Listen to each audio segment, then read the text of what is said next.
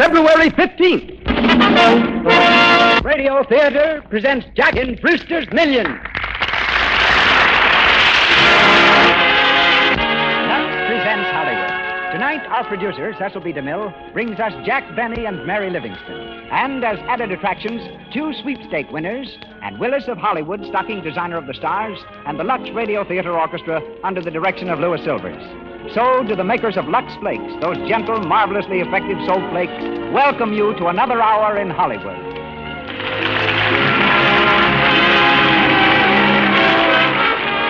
Before we start Brewster's Millions, let me suggest to our women listeners that Lux Flakes can save you, well, if not millions of dollars, at least quite a lot of money. For example, take this experience a Massachusetts woman had with Lux Flakes.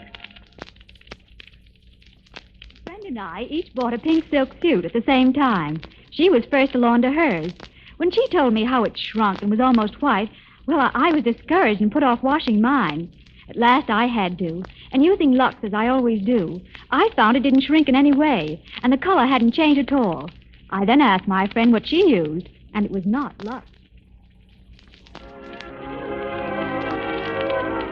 Just remember, Lux Flakes are different. They are so pure and gentle that they're safe for anything that's safe in water alone.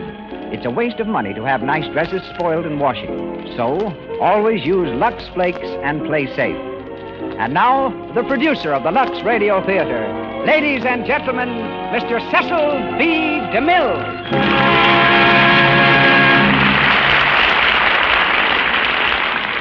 Greetings from Hollywood, ladies and gentlemen. Throughout the world, people celebrate Jack Benny's birthday by sending flowers, candy, and valentines to each other. That it happens to be February 14th is, of course, only incidental. Jack made his first entrance in Waukegan, Illinois. He also made his first audition there.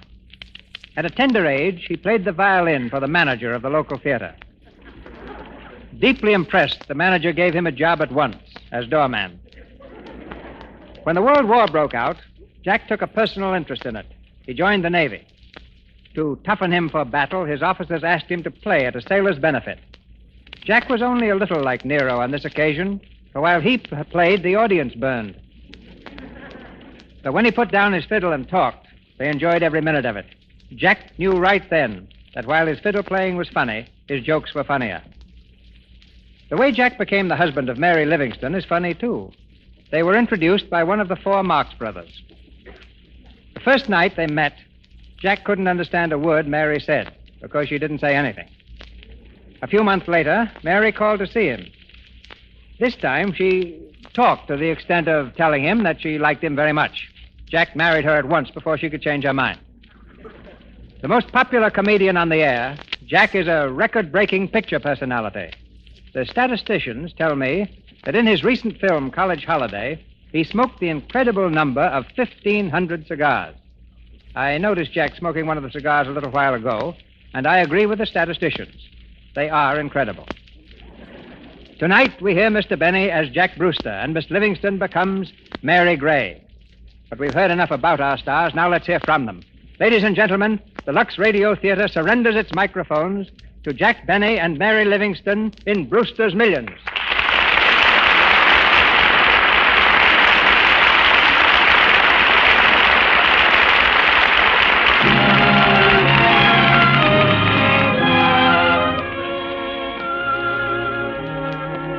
We're in the offices of Grant and Vanderpool, attorneys at law. For months, the 2 senior partners have been trying to locate one Jack Brewster, who has recently fallen heir to a huge fortune. At last, their efforts have been rewarded. Grant, one of the attorneys, reads from a typewritten report. Jack B. Brewster, sex, male, color, white, dark complexion. Living now in New York boarding house run by Mrs. Bridget Gray, 822 West 46th Street. At the present time, Brewster is unemployed, single, evidently in desperate financial condition. Type of regular employment unknown, but claims to be a musician. Well, there you are. That's the detective's report. Jack B. Brewster. Are you sure that's the man we want? It seems to be. The middle initial must stand for Benjamin, his uncle's name. In desperate financial condition, eh? Looks like a pleasant surprise in store for him. A cool $1 million would be a pleasant prize for anyone. $1 million. Is that the final reckoning? Well, it's 1 or 6, depending upon Brewster himself. he lives up to the terms of the will, he'll inherit $6 million at the end of the year. Have you notified him yet? No. We'd better break it gently. Hello. Send Timothy in here, will you? I want him to run an errand. Wouldn't a letter be safer? I want Brewster here in person before he knows any of the terms. Secrecy is the essence of the will. Yes, Mr. Grant? Oh, come here, Timothy. I want you to go to 822 West 46th Street. Find a fellow by the name of Jack B. Brewster and bring him back here with you. Yes, sir. I suppose he isn't there. Oh, he'll be there. It's his boarding house. If he's not in when you call, camp on the doorstep until he comes back. Yes, sir. I'll get him, Mr. Grant.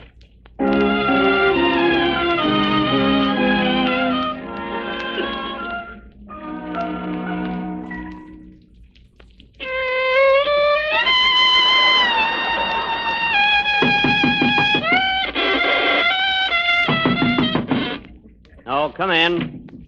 Hello, Jack. Oh, it's you. Mary, you know you shouldn't interrupt me when I'm practicing. Gee, somebody should. Never mind that. What do you want? That man is here again. What man? You know, the fellow from the law office. He wants to see you, says it's very important. Oh, important, eh? Well, not to me. And what does he think I am, a dope? I don't know. He didn't say. Say, listen, I've been dodging that fella for a week, and he's not going to get me now. Why don't you find out what he wants? I know what he wants. He's got a claim against me for something and probably thinks he's going to attach my assets. Well, he's got another thing coming. Yeah, if he thinks he can find any assets. Well, tell him I'm not here. Tell him I've moved. Tell him I'm in China. I did. Oh, you did, huh? What did he say? He said he'd be back in 20 minutes. 20 minutes. Must have a pretty rough idea where China is. No, but he's got a pretty good idea where you are. Well, I'm wise to these lawyers' tricks. I've been dragged into court so often I'm beginning to look like Exhibit A. But I get along all right. Gee, Jack, you're smart. Oh, I don't know. I don't like to brag, but I guess when it comes to money matters, I'm about as smart as the next fella. You know, Mary, I've got ideas. Big ideas. Why, if I had $10,000 or $20,000 right now, I could turn it into $250,000 like that. $250,000? Maybe $500,000, maybe $2 million. There's no limit to what I could do. Gee, that's wonderful. Yeah. And before I forget, Mother says if you don't pay your back rent by Wednesday, you'll have to get out. There you go. It's a fine way to treat a man with big ideas. And bills to match. And another thing, it's a nice attitude for your mother to take towards her future son-in-law. I'll bet $10 she doesn't want you to marry me. Find a taker and you got your room rent. Yeah? What has she got against me anyway? I'm honest, ain't I? And I'm hard-working, too. When I can find any work. Being broke isn't any disgrace. Why, there are 10 people living in this boarding house right now who owe her lots more than I do. Why does she always pick on me? You're her favorite. Oh.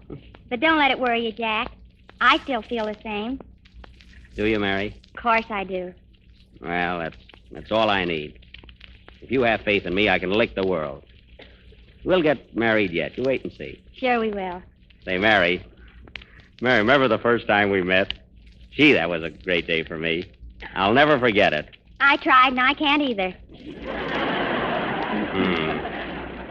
And then the day we went to Coney Island, remember? I held your hand all the way home, and when we got inside, I put my arm around you, and... And you said, Mary, will you marry me? Yeah. Yeah. Gee, 8 years can go fast. 8 years. 8 years. You're always bringing that up. Well, it is 8 years, isn't it? Well, that's not my fault. I can't help it if I can't find work. Well, don't yell at me. Who's yelling? You are. May I come in? Oh, hello, Miss Smith. Sure, come on in. Thank you. I was sitting in my room and I thought I heard voices in here. That's funny. I didn't hear a thing. Did you, Jack? No. Oh, now. You were having a little spat, weren't you? Just a little one, yes. But it had possibilities. I thought so. Now, you ought to be ashamed of yourselves. Just sit right down, both of you. What for? I'm going to read you the last chapter of my new novel. It's called Girl Meets Boy. Girl Meets Boy. Wait a minute, there is a story called Boy Meets Girl. Well, this is Girl Meets Boy. Oh, a leap year story. Anyway, it's all about a young couple just like you.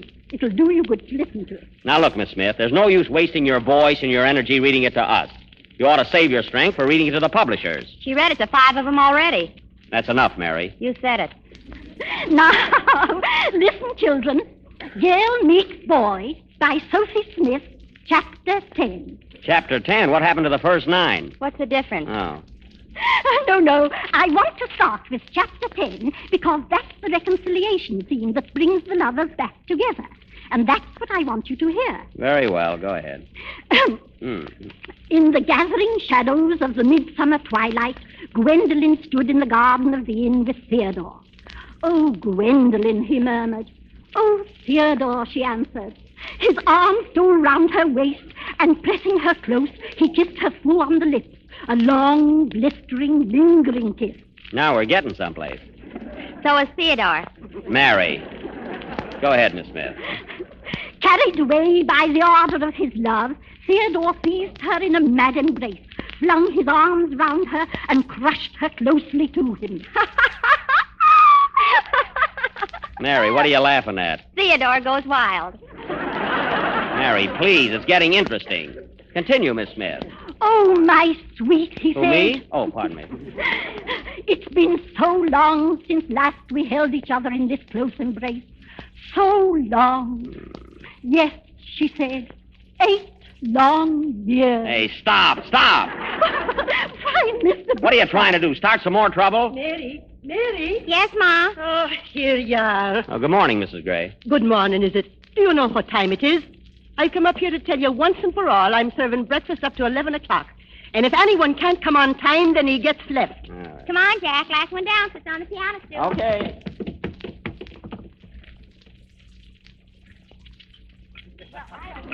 Will you have another piece of toast, Mr. Dudley? Thank you. I don't mind if I do. Miss Dawn, will you have some? No, thanks. I have to watch my weight, you know. What for, Miss Dawn? Oh, haven't you heard? I'm going to have a tryout this morning for the Winter Follies. Mr. Crane, the producer, is very interested in my voice. Say, I've been hearing that story for the last 6 months, but nothing ever happened. Is that so? Well, let me tell you, Mr. Donovan, I've been hearing about that invention of yours for the last 10 months, but I don't see anyone buying it. I got the patent on it, ain't I? A patent on an egg holder. Yeah, and it ain't an egg holder. It's a soft-boiled egg opener. A device to prevent the egg from sliding down the side of the cup. Well, now if you can keep it from sliding down your vest, I think you got something there. Yes, I was saying so the other Is evening. that so, Mr. Dudley? Yes. It's been my privilege in the past to promote the manufacture of several worthwhile articles, and I'd like to promote Mr. Donovan's invention, too, if I had the Yes, that's what Jack needs, too. Yeah, money. The curse of modern civilization, but we gotta have it.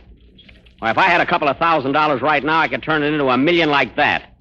That's all I'd need, a few paltry $1,000. Paltry? Yeah, Well, if you had $5, you'd declare a dividend. I would, eh? Oh, Mr. Brewster, Yeah, Rosie? there's a man here from a lawyer's office. Tell him I'm not in. Mr. Brewster, Yes, Mrs. Gray. I'll have you know I'm running a respectable boarding house, and I'm not used to having bill collectors sitting in my parlor. You go and see that man right away and get rid of him, or I'll have to ask you to leave. Oh, all right. But if anything happens to me, you'll be sorry. Sorry for what? That's gratitude for the way I worry about the rent I owe. Don't push me. I don't think it's fair. Good morning. Are you Mr. Jack B. Brewster? Yeah, and the B is for broke. I guess that ends our little meeting right now. Mr. Brewster, I'm from Grant and Vanderpool. They want you to come to the office. Oh, both of them want to see me. Doubling up on me, huh? Now, listen, you. You go back and tell Mr. Grant to tell Mr. Vanderpool that Mr. Brewster is no Mr. Sucker. Now, let that be the end of it. Very well, but all I can I don't say- want to hear it. Wait. If you don't come, Good day, you won't good day. collect the money. What'd you say? The money. If you don't come with me, you won't collect it. Wait a minute. You mean someone wants to give me something? Yes, sir. Who? Your uncle. He died a month ago and left a will making his sole heir.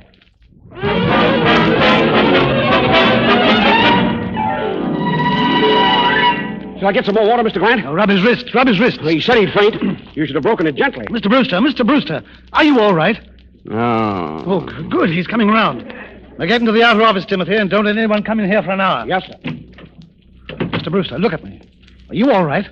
Where am I? You're in my office, don't you remember? My name is Grant. Where's your beard? No, I'm a lawyer. Oh, that's right. I came here and you said... I said that you just inherited $1 million and you Yes, fainted. How do you feel now? Like $1 million. Not bad out of a sound sleep, huh? So good old Uncle Ned left me a fortune, eh? I always did like old Uncle Ned. Lately. Mr. Brewster, I have some other news for you. Good news? Exceptionally good. But I'm a little afraid to tell you. I shouldn't want you to faint again. Don't worry, shoot. 5 years ago, your grandfather died. We've just opened a codicil of his will, and we find that he also left you something. What a parlay. Go on. Now, Mr. Brewster, get ready now. I'm ready. Mr. Brewster, your grandfather left you in the codicil of his will the sum of exactly $6 million. Not bad. You're not going to faint? I don't think so. You know, they say the first million is the hardest. Well, I'm relieved. Of course, your grandfather's bequest has certain conditions. I knew there was a catch. I bet I'll have to earn it. What kind of conditions? Mr. Brewster, are you good at spending money? Well, I don't know. I never tried. Then let me tell you this. You will inherit the $6 million left by your grandfather only and if, at the end of 1 year from today, you have spent the entire million left by your uncle. What? You mean all I have to do is run through this $1 million in 1 year and I'll get 6 more? Exactly. Well, I can start out by paying my back room rent. That'll put a dent in it. Hey, I always thought there was something screwy about Grandpa. Briefly, the story is this. Your grandfather hated and despised your uncle. Well, as long as they both liked me. He knew that your uncle would leave you quite a sum of money, and he didn't want you to keep it. Listen, give me my uncle's $1 million and let me out of here. I'll come back in a year with holes in my socks, if any. That's exactly what you'll have to do. Now, listen to this. Before my grandson can claim the $6 million, he must spend the entire sum of money left by his uncle and appear before the executors 1 year from the day this is read. He must have no worldly possessions whatsoever, no cash in his pockets, no more than 1 suit of clothes. Well, I'm dressed for the part right now. Now, there's more. Listen. Under no conditions may my grandson take anyone into his confidence. No one must know why he is spending his uncle's money, or this codicil will be invalidated, and he will lose the bequest. That means I can't tell anyone, eh? Oh, you can tell them that you've inherited $1 million, yes, but you mustn't tell them about the rest of it. I see. Go on. It must be understood by my grandson that he must under no circumstances give money away recklessly. And this is very important. Yeah? He must be and remain single. There must be no matrimonial entanglements. Wait a minute. You mean I can't get married for a year? That's what it says. Gee, what a handicap. A wife is such a help when it comes to spending money. Anyway, how am I going to explain it to Mary? That's my girl. You mustn't explain it. If you do, you don't get another penny. Well, what do you say? Are you willing to go through with it? Willing? Brother, I'm ready, willing, and able. 3 smart boys. Well, come to the office at 9 o'clock tomorrow morning, and I'll have a check for you. But don't forget, you've got to spend every penny of it. Leave it to me. $1 million in a year, why, all I have to do is spend about $3,000 a day. Someday I'll spend 6 and relax a day. Hey, Mr. Brewster, good day and good luck. It sure is and was.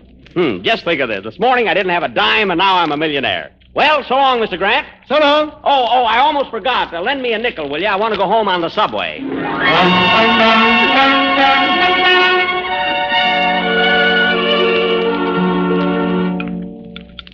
Mary, will you pass the asparagus to Mr. Dudley, please? I would if there was any left. Oh, never mind. It's quite all right.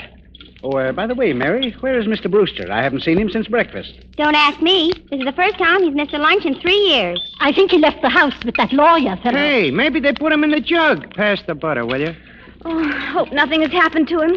Maybe he'll telephone. What are you so worried about, Miss Dawn? Oh, I'm not worried. Mr. Brewster means nothing to me.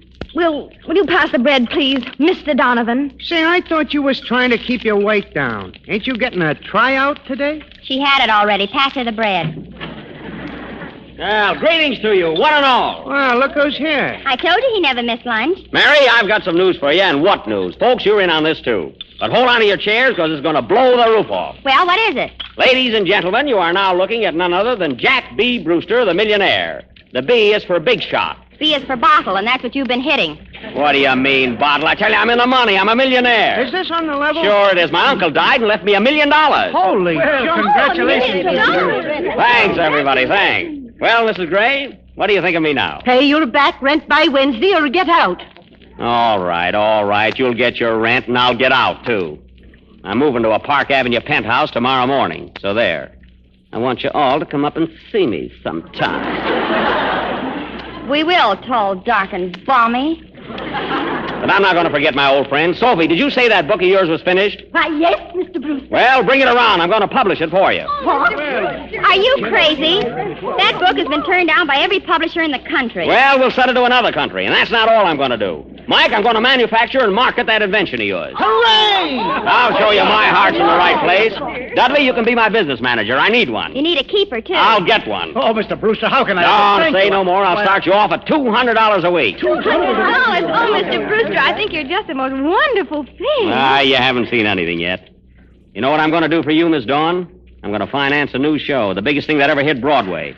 And you're going to play the lead in it. Oh, Mr. Brewster, this is too much. Yeah. Don't worry, it won't last long. Dudley, get busy. Engage me a suite of offices in the Empire State Building. Take a whole floor. We got to do things right. You're doing things right, all right. A year from now, you won't have a nickel. That's the idea. I mean, what's the difference? You're spending your dough like a wild Sure, man. Wild Jack Brewster, that's me. Before I'm finished, I'll make Diamond Jim Brady look like Sir Harry Lauder. Mike, run outside and order me a taxi cab. Sure, Mr. Brewster. Tell him to pull up to the door and stand there until I come out. Are you leaving already? No, but I have an appointment at 9 o'clock tomorrow morning, and I want the cab to wait.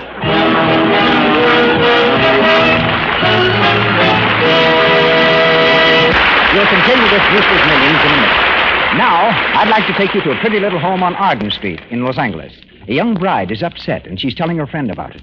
But Bob never talked that way before, Peggy. Oh, he meant it as a joke. It's no joke to say my hands look like tomatoes. If my hands get red, it's because I'm washing dishes. For him. Now, honey, that's no excuse. After all, a man does hate to see his wife get dishpan hands. They spoil his pride in her. Now, look here. Why don't you do what I do? Wash dishes with Lux Flakes. Do Lux Flakes really make a difference? Oh, I'll say they do. Why, my hands used to get so raw and chapped, I just couldn't bear to show them. Then I began using Lux Flakes. And honestly, in a week, my hands had lost that dishpan look. And now, look. See how soft and white they are? Just as nice as when I got married. Any woman's hands are apt to get red and rough if exposed to harsh soaps in the dishpan. Such soaps dry the natural oils of the skin. Why risk this when, for less than a cent a day, you can use gentle Lux Flakes for your dishes? Just try Lux Flakes for 10 days or so. You'll never use anything else. They're so soothing, leave your hands so soft and white. Start using Lux Flakes for your breakfast dishes tomorrow. Now back to our play and Cecil B. DeMille. We continue with Brewster's Millions, starring Jack Benny and Mary Livingston.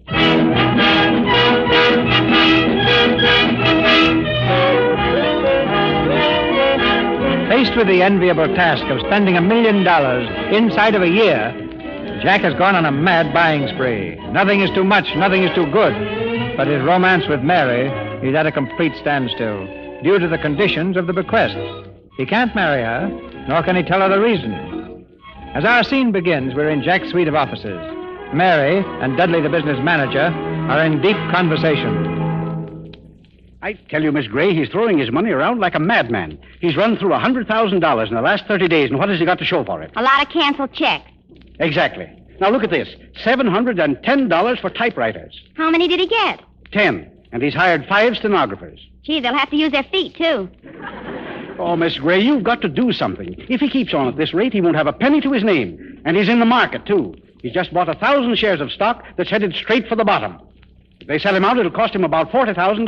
$40,000? And he's going to buy more this afternoon. It's absolutely worthless. I tried to tell him, but he won't listen to me. Will he listen to me? I've got a couple of things I'd like to speak to Mr. Brewster about. Well, look who's here. Good morning, Mary. Morning, Dudley. Good morning, Mr. Brewster. There's a man waiting to see you in the outer office. I'm too busy to see him now. Send him a check. A check? What for? I don't care. Whatever he's selling. Well, Mary, how are you? Oh, I'm all. I'll take it, Dudley. You skip along outside. Yes, sir. Excuse me, Mary. Hello? Yes? What? Yes, 1,000 shares. That's right. Oh, going down, eh? We'll buy another 1,000. Sure, I mean it. I'm a bull. I said I'm a bull. Like in baloney. And listen, if it goes down again, keep buying. Right. Well, Mary, how are you? Oh, I'm all. Excuse me. Hello? Yes? Why, of course I'll contribute to a deserving charity. What's the name of the organization? The Society for Helping Joe Dugan. I see. All right, Mr. Dugan, come and see me in the morning. Well, Mary, how's every little... Oh, I'm all. Excuse me. Hello? Yes, that's right. I'm putting on a new show. Oh, you're an actor, eh? Now, that's fine. Would you be willing to accept $250 a week? What? You're not worth it? All right, then. I'll make it 500. Goodbye. Well, Mary, how are you? Hand me that phone, will you? Hey. Hey, what are you doing? Stop it. I'm all right, Jack. How are you? Thanks for ruining my telephone. There goes another $10. I'm not going to sit here and listen to you spend money all day. Oh, what do you mean? It's business, isn't it? You know the old saying, you got to spend it if you want to make it. Yes, and a fool and his money are soon parted. He who hesitates is lost. Now it's your turn. Look what you've been doing the last month. Running around like a wild man. And this new show you're going to open. Do you realize a producer lost $70,000 last year on a show like that? Oh, cheapskate. Wait till you see my flop. I mean my show. And Barbara Dawn. You seem to be getting along fine with her, don't you? What do you mean? Spending all that money for clothes and furs. You bought her 3 fur coats in the last 2 weeks. Well, that's all right. We're just building her up. What for, a polar expedition? You're not jealous now, are you, Mary? Jealous of Barbara Dawn? I should say not. Oh, Mary, don't feel like that. Barbara Dawn is nothing to me. Really, you're the only one that counts. Well, if you think so much of me, why don't you do something about it? You mean, get married? Yes. I've been wearing your engagement ring so long, my whole hand is turning green. Now, look, Mary, you gotta trust me. I just can't get married now. Why not? Well, I can't tell you. You'll just have to take my word. There's a very good reason. Look, will you trust me, Mary? Well, if you'll stop spending money. Oh, gee, thanks. That's swell. Oh, Mr. Brewster. Yeah? Your car's downstairs. Oh, that's right. Come on, Mary. I've got an appointment with a man to buy a gold. Well, how do you like the new car, Mary? Only $18,000. Not bad, huh? It's all right. See, you got a trailer, too, huh? Trailer? That's the rumble seat. Hey, watch out where you're driving. Slow down. Don't worry. Everything's under control, Mary. Watch that speedometer. Hey, stop. What for? We're only doing 60. I said stop. Did you hear me? Stop. Nothing doing. Hey, pull over there. You'll stop. Gee. Can you imagine that? A cop. Don't give him any back talk, Jack. A friend of mine got a big fine the other day for sacking a policeman. Oh, yeah? Are you sure of that? I was with him. Why? Oh, never mind. A big fine, eh? Well. Look out, he's coming over. Well, where do you think you're going? To a fire? What's it to you, slug? Jack! Oh, a fresh guy, eh? Yeah, you want to make something out of it? Shut up. Say, Weasel, I got a good mind to hand you a ticket. What do you think of that? Make it 2. I have a lady with me. Hey, listen, mister. It's a $200 fine for doing 60 in this town. See? Sure, I see, you dope. You think I'm blind? And I wasn't doing 60. I was doing 75. Oh, you was, eh? Yeah, in another minute, I'd have been in high.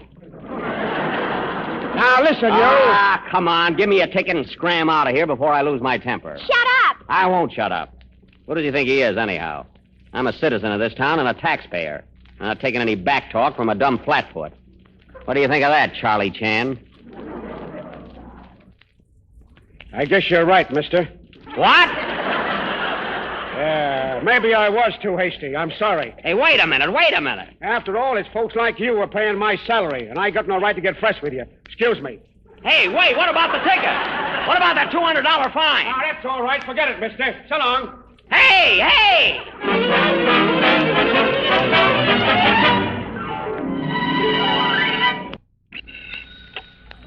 Hello? Mr. Brewster's office? Oh, Mr. Brewster, can you see Miss Dawn now? Okay, have her come in. Have her come in, please.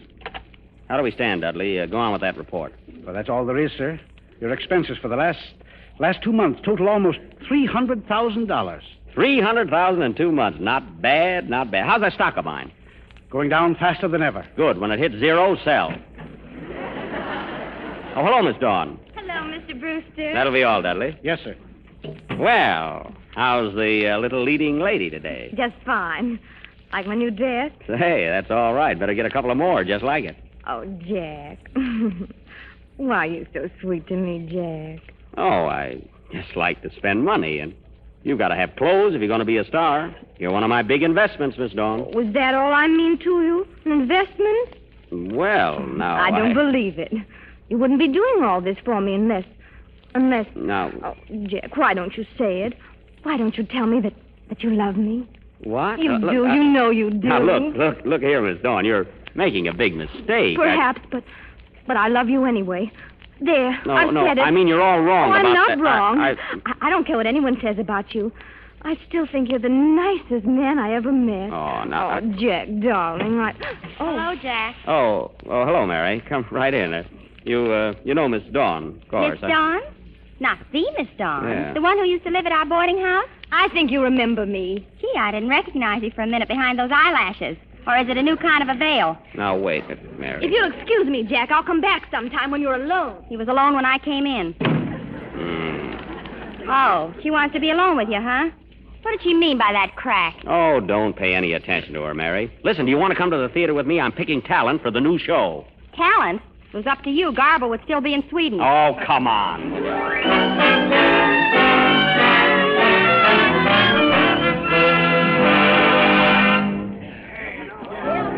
All right, everybody. Here's Mr. Brewster. Right this way, Mr. Brewster. Okay, Gallagher. Mary, you sit next to me. We got plenty of talent here this afternoon. Plenty and loud. Quiet, everybody. Quiet down. Well, all right, let's see. Who's first? We are, Mr. Brewster. Yeah, we were here first. Well, what are your names, boys? Moisie and Slade. You know those two funny guys. I'm Moisie. Yeah, he's Moisie. I guess that makes you Slade, then. Yeah, we're comedians. Ain't we, Moisie? Yeah. Well, that's very funny. Let's hear your act, boys. Don't tell me there's more. Mary. Well, I come out, see? I walk across the stage. Slade comes out from the other side, and we bump into each other. We bump into each other. Make it hard. Mary. And I say, hello, Slade. Now, wait a minute, fellas. Wait. You don't have to go any further. You're killing me. Take these fellas outside and sign them up. Take him outside and hang him up. This way, boys. I beg your pardon, Mr. Brewster, but may I have a word with you? What is it? I don't wish to waste my time here any further. I am a tragedian. Oh. I have trod the boards as Hamlet, as Macbeth, as Othello. Have you an opening for me? Well, There's a manhole just outside. Quiet. See, Mr. Gallagher, tell him I said you can play prologue. I thank you. Now, who's next, folks? We are. Come on, Goldstein. Sure. How are you, Mr. Brewster? Oh, hello. We're Gillis and Goldstein, and we're writing up smash hits for singing. Songwriters, eh? Did you ever write any hit numbers? Listen, did you ever hear Muddy McCree, Old Man River, the St. Louis Blues? Yeah, sure. Phew. Oh. We write good ones. Hmm. Listen, I got a song that'll be sweeping the country by storm. Yeah, what's the name of it? My Hoochie Coochie Kid. Swing Oh, it. be good for our show, I think. I got a Hoochie Coochie baby down on the Hoochie Coochie Isle. Promising. And if she's something, believe me, mister, she's the swellest gal in town. Hot stuff, eh? It burns me up, too. Listen, Mr. Goldstein, are all your songs like that one? If such a thing is possible, some of them are even better. If such a thing is possible. Wait a minute. There's no use going any further with this talent business. Now you're getting smart. Hey, Gallagher. Yes, Mr. Brewster? Give everybody here a contract. Rehearsal start tomorrow. We should be ready to open in a month. If such a thing is possible.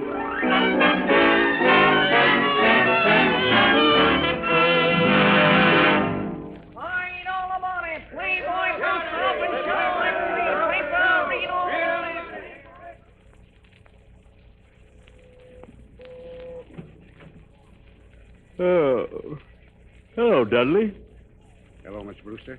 I'm sorry to bother you at this hour, but I've got to see you. Sure. Come in. You see the opening tonight, Dudley? Yes, sir. But that's not what I've come to talk about. Hey, you look worried. What's the matter? Mr. Brewster, I've got a confession to make. At 2 o'clock in the morning? Yes, sir. I couldn't sleep. It's been on my mind for a week, and I can't bear it any longer. Wait, here. What's wrong? Mr. Brewster, I'm a thief. A thief? A swindler. An embezzler. I've stolen money from you. Gambled with it on the market. I thought the stock would go up, but it didn't. And now I've come to confess. Oh, do what you want with me. I don't care. I'm no good. I see. What stock did you buy? American Timber. How much did you lose? $22,000. That's loyalty for you. You get a hot thing like that, and you don't let me in on it. What? Take another 10,000. Buy some more. You mean you're not going to send me to prison? Of course not. That isn't not unless the stock goes up. But I'll pay it back. I swear I will. Every penny. I don't want it back. But I want to give it to you. $22,000. I said I don't want it. Now listen. Have you seen the newspaper account of my new show? Why, no. Well, get this. It's practically certain that Playboy Brewster, that's me, has backed the biggest flop ever seen on Broadway.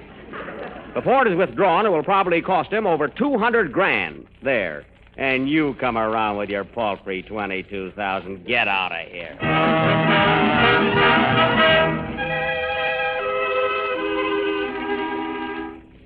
Here you are, Mr. Brewster. Here are the latest reports. Let me see it. Oh, this is awful. Awful. Well, Mr. Brewster, what's wrong? That gold mine I bought. Look, they've struck gold. Struck gold? Why, that's wonderful. Dudley, you got to sell that mine, do you hear? And sell it cheap. Cheap? It's worth a fortune. That's the whole trouble. For 8 months I've been going beautifully, and now look what happened. I've started to make money. Answer that. Hello? Yes? Yes, he's here. Who? Oh, one moment, please. Who is it? It's Hollywood calling. Mr. Rosenblatt of Super Sound Pictures. Oh, a producer, huh? What does he want? Hello? Yes, Jack Brewster.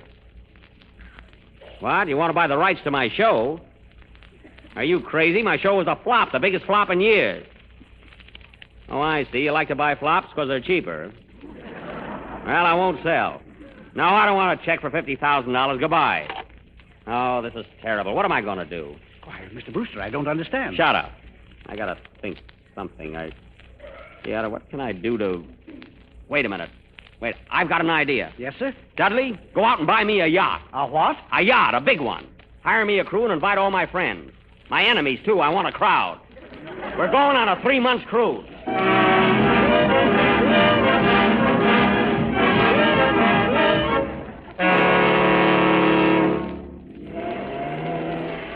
Say, Skipper, where did you say we were? About 30 miles off the coast of Virginia, Miss Gray. Is that all? You mean we've been sailing around out here for 6 weeks and we're only that far? We've been going in circles. I heard Mr. Brewster give the order. I advised him to turn around and head for port yesterday, but he won't do it.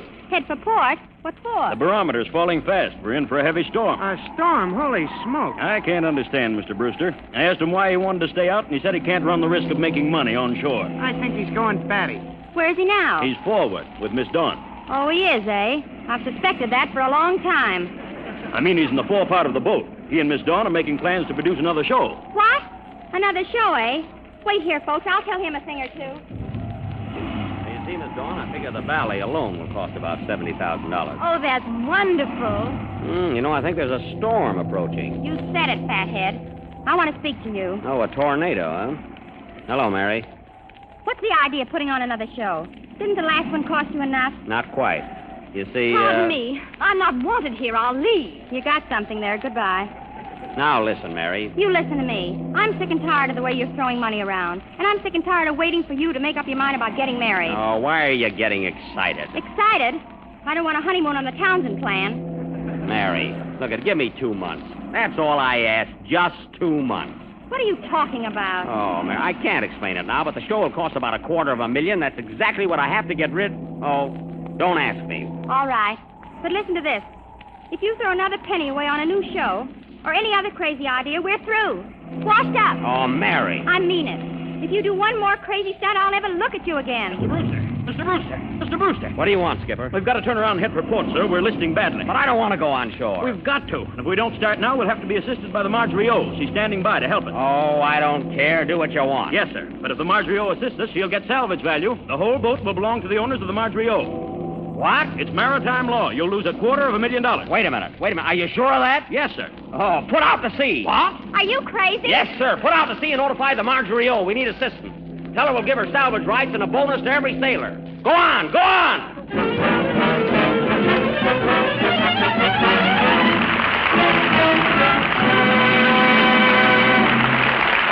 We pause for station identification. This is the Columbia Broadcasting System. This is KNX Los Angeles, the voice of Hollywood.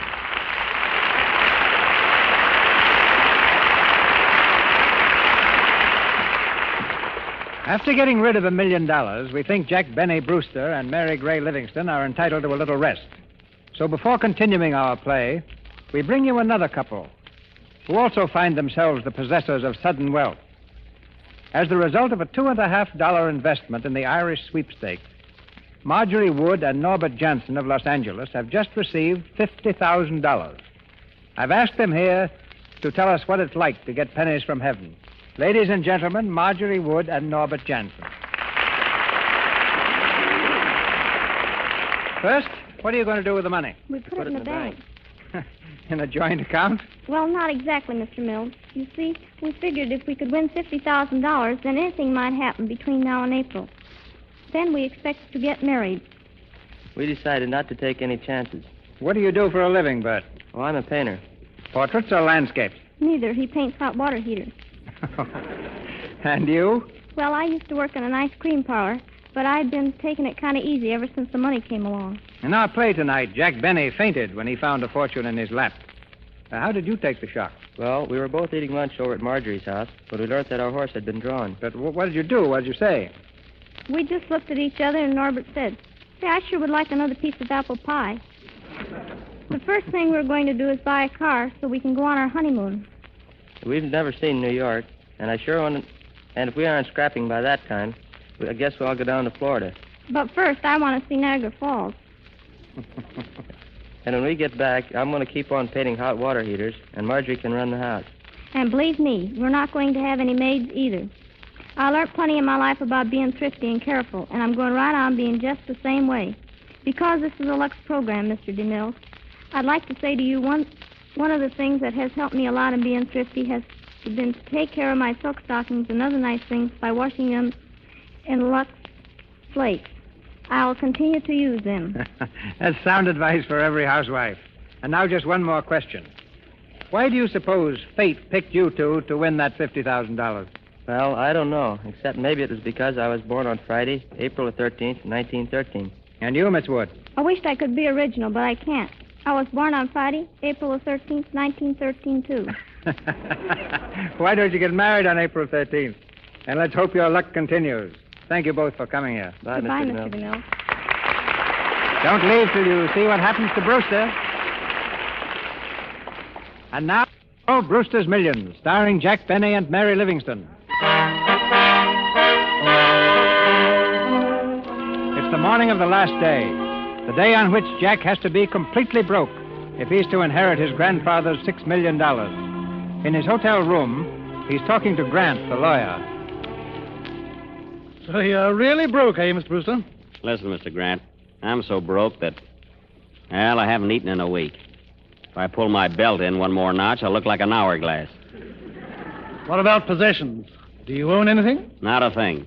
I lost my boat. I've sold my furniture. I owe 2 months' hotel and office rent. If the holes in my socks were any bigger, I could use them for garters. Now, you seem to have complied with all the conditions of the will. Of course, it's not 12 o'clock noon yet. I know it. That's why I'm hiding out. Believe me, I've had a tough time, Mr. Grant. Everything I touched turned to gold, except Mary's ring. And I'm not taking any chances. I'm staying right here until the time's almost up. A good idea. Well, I suppose you've had a good time spending all that money. No, it was all right. Of course, I lost my girl. You mean Miss Gray? Yeah. She got sore at me for spending so much and walked out. I haven't seen her for 2 months. Oh, well, those things happen, Mr. Brewster. Like I always say, that's life. Did you make that up yourself? Anyway, Mr. Grant, I don't feel too happy about it. Well, maybe when she finds out the real reason why you were spending your money, she'll forgive you. Maybe. That's why I want her to be in the office when you hand over the money. And I've asked the whole crowd to show up. I'll be delighted to explain it to her. Well, it's time I left, Mr. Brewster. I'll see you at exactly 12 noon. That's right, at the office. Until that time, don't take any nickels, wooden or otherwise. I could have used you in my show.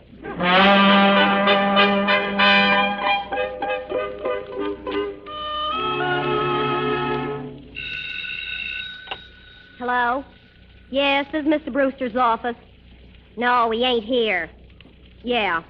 Well, I want to see him, too. He owes me 13 weeks' salary. Say, do you know a good lawyer? I want to bring a suit against that guy myself. Here, put down that phone. It's a fine thing you're doing, asking for a lawyer so you can sue your own boss. That's loyalty, that is. Aw, dry up. What about my back salary? I only owe you 13 weeks. You're not superstitious, are you? You'll get your back salary as soon as I get what's coming to me. And I hope it's soon. I'll remember that remark, Miss Higgins, when it's time for bonuses. Anybody arrive yet? Yeah, they're inside. Say, where is that guy? Oh, here you are. Oh, hello, Mary. Gee, it's good to see you again. Yeah. Well, I didn't come because I wanted to. Mr. Dudley dragged me. I didn't ever want to see you again. Oh, gee. Don't talk like that, Mary. I'm crazy about you. No fooling. Don't mind me, folks. I don't work here anymore. You may go, Miss Higgins. Sure. Mary, let me look at you. Gee, you look swell. Thanks. If you look better, I'd return the compliment. Well, I've been on a sort of a diet. Haven't eaten much of anything for a week. You know, life has its ups and downs, Mary. Sometimes you're on top. Sometimes you hit the bottom. You must have landed with an awful thud. Well, You're broke, eh? Well, sorta. In other words, you're right back where you were 9 years ago. No money, no job. That's right. Only this time, I haven't even got a girl. What happened to that Dawn dame? Oh, Mary, she meant nothing to me. Only 3-4 coats a week. I wish I had the lining of one for a suit. Oh, well, I don't want to talk about her. Look, Mary, do you think that... would it be possible... Oh, you probably won't believe me anyway. Probably not. Mary, I've been a fool. I'll be a different guy. Wait till you see. You mean you'll really reform? From now on, you won't know it's the same fella. I'll let you be the boss. You can even handle the cash. That'll be easy enough. What do you say, Mary? Is it a go? Can we start all over again? Well, Oh, come on. you promise you won't pull any more crazy stunts? Cross my heart, I'll never spend a dime unless you okay it. All right, Jack. It's a go. Oh, gee, Mary. Some fun, eh? Yeah. Come on, we better join the others. They're waiting for you. That's right, I forgot. Where are they, in here? Yeah. Gee, I'm not even hungry now. Hello, folks. Oh, there he is. Say, Mr. Brewster. We've been anxious. One at a time, folks, one at a time. Ladies and gentlemen, I've asked you here today for a very special reason. I'm not at liberty to tell you what it's all about, but as soon as the clock strikes 12, I'm going to hand you all a big surprise. During the last year, you have all seen me under very trying conditions. Needless to say, I had good reason for my actions, but now everything has turned out fine. In the first place, I am completely broke. But never mind that, it's all part of the plan. What's the big surprise, Jack? You'll see, Mary. Well, while we're waiting, I have a little surprise, too. You, Mr. Dudley? Yes, ma'am. Ladies and gentlemen, Mr. Brewster once did a very fine thing for me, and I've never forgotten it.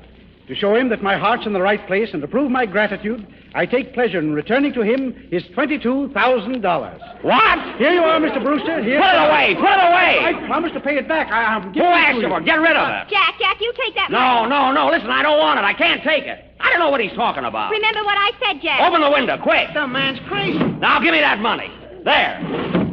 That settles that. Holy mackerel, he threw $22,000 out the window. And that's not ticker tape. Jack, this is the end. Mary, I had to do Don't it. speak to me, and after you promised Mary, to... listen. No. The guy's off his nut. Good afternoon, Mr. Brewster. Oh, come in, Mr. Grant. Mary, don't leave, please. Sit down, Mr. Grant. Thank you. Well, Mr. Brewster, it's exactly 12 noon. Have you changed your financial status? Mr. Grant, I'm twice as broke as ever before. Good. Then I take pleasure in presenting you with this check for $6 million. Here you are. It's a gag. No, it isn't, Mary. I'm rich. I don't get this. Well, Mary, look. Now, let me explain. I had to spend my uncle's million in a year so I could get the $6 million left by my grandfather. It's all mine, Mary. Every penny of it. Just a minute. I don't understand this yet, but don't forget our agreement. I handle the cash. Yes, my love. Are you happy, Mary? Oh, Jack, it's wonderful. You know, from now on, you can have anything you want. Anything? Yeah, You mean it? of course I do. Well, let's run out and get a hamburger. I'm starved. Okay, and the treat's on me.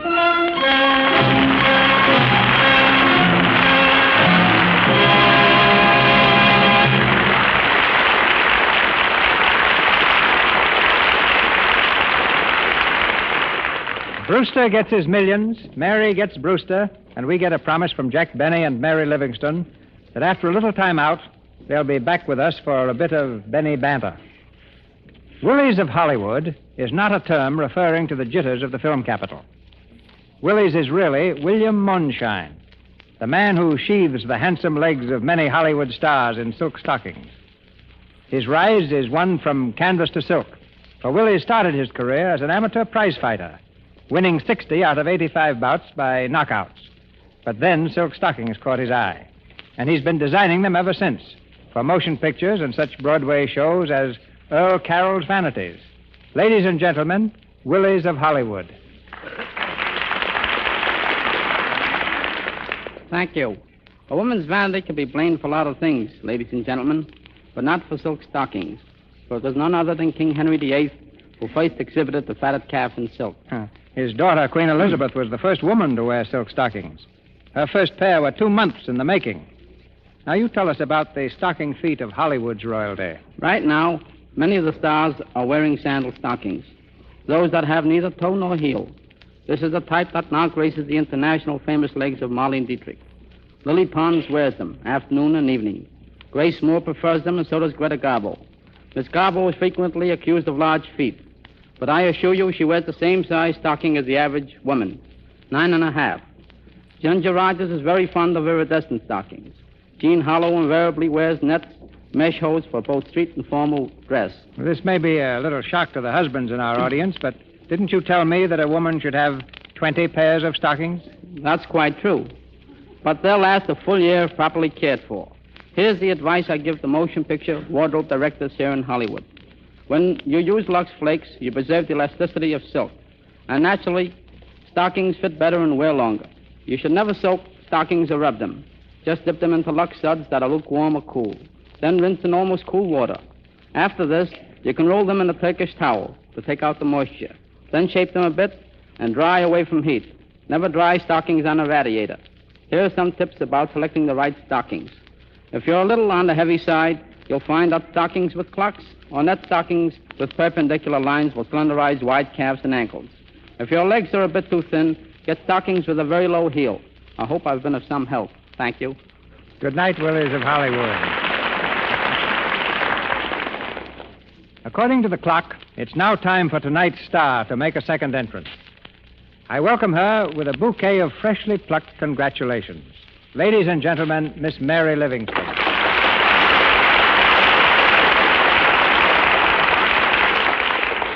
Thank you, Mr. DeMille, and I'd like to tell you what a grand program I think the Lux Radio Theater is, especially tonight. And I'm sure that goes for my assistant, too. Assistant? Come in. Miss Livingston? Yes? I'd like to take this opportunity to I'm wish sorry, you... Jack. I'm sorry, but I was just about to interview our star, Miss Livingston. Oh, I thought maybe you'd like to hear me play the B on my violin. So would millions of other people, but we don't believe you own a violin, and we don't believe you can play one. It's just an obsession that's gone to your head. Yeah, he's got a bee in his bonnet. Yeah? Is that DeMille or Fred Allen? Huh? Say, Mr. DeMille. Mr. DeMille, you directed the picture, The Plainsman. Yes, I did. Did you see it? Yes, and I want to tell you how good I thought it could be. Nice photography, swell story. I thought Gene Arthur was terrific. Yeah, Gary Cooper was in it, too. Cooper? Oh, yes, that's what I wanted to speak to you about. Of course, Gary and I are both working for Paramount Studio, and I don't want to say anything out of the way, but, look, Mr. DeMille, I do that outdoor stuff myself. You've heard of me, Buck Benny, I think. Yes, I can't understand how you've overlooked me. I see you in the commissary all the time. Oh, do you eat in there? Yes, that's in my contract. I get my meals and car fare. What about your salary? They're coming to that. Yes. If you ever make another picture of that type, please don't forget me. Thank you, I will. You're welcome. Yeah. Well, Jack, tell me, doesn't this kind of a broadcast make you a little nervous? Well, now that it's all over, Mr. DeMille, I will admit I was. Of course, on our own half-hour shows, I generally give my all. But this being an hour show, I just had to give twice of myself. You were good, too, Mary, and tonight I'm going to pay you for working with me. What are you laughing at? I just thought of something very funny. All right, what is it? This is my luxy day. Remember our own product, Mary. Jack, I want to thank you and Mary for coming up here tonight. Maybe you can't play the bee, but you can play Brewster like $1 million. And if you spend it all in 1 year, $6 million. Thanks, Mr. DeMille, for letting me be an actor. Thank you, Mr. DeMille. Oh, Mr. DeMille, don't forget that little thing we discussed. The hint I dropped. Remember, I'm the Cooper type. Yes, Jackie. Jackie Cooper. Goodbye, sir.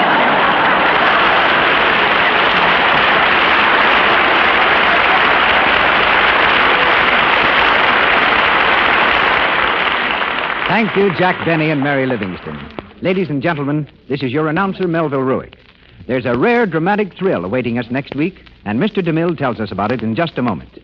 Tonight, our cast included Crawford Kent as Mr. Grant, Fred Harrington as Mr. Vanderpool, Lee Millar as Mr. Dudley, Margaret Brayton as Barbara Dawn, Helena Grant as Sophie Smith, Helen Kears as Mrs. Gray, John Gibson as Mike Donovan, Hal K. Dawson as Mr. Murphy, Eddie Kane as Slade, Lionel Belmore as Tragedian, Ross Forrester as Gillis, Abe Reynolds as Goldstone, Inez Seabury as Secretary, Lou Merrill as Skipper, William Royal as Police Officer, and Frank Nelson as Stage Manager.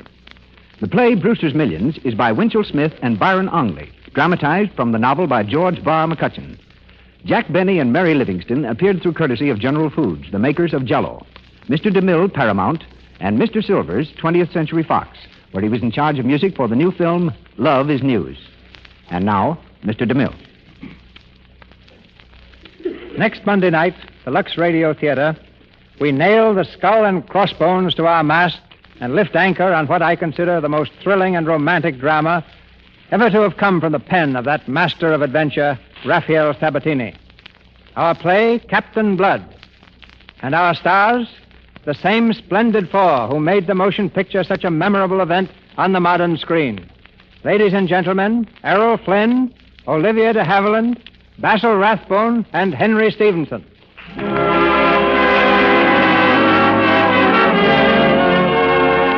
Our sponsors, the makers of Lux Flakes, join me in inviting you to be with us again next Monday night when the Lux Radio Theater takes us back to the days of cutthroats and cutlasses in presenting Errol Flynn and Olivia de Havilland in Captain Blood with Basil Rathbone, Henry Stevenson, and Donald Crisp. This is Cecil B. DeMille saying good night to you from Hollywood.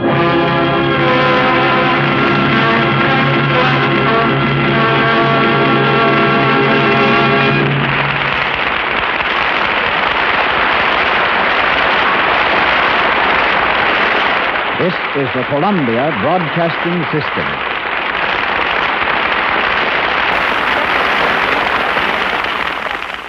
KNX, Los Angeles, the voice of Hollywood.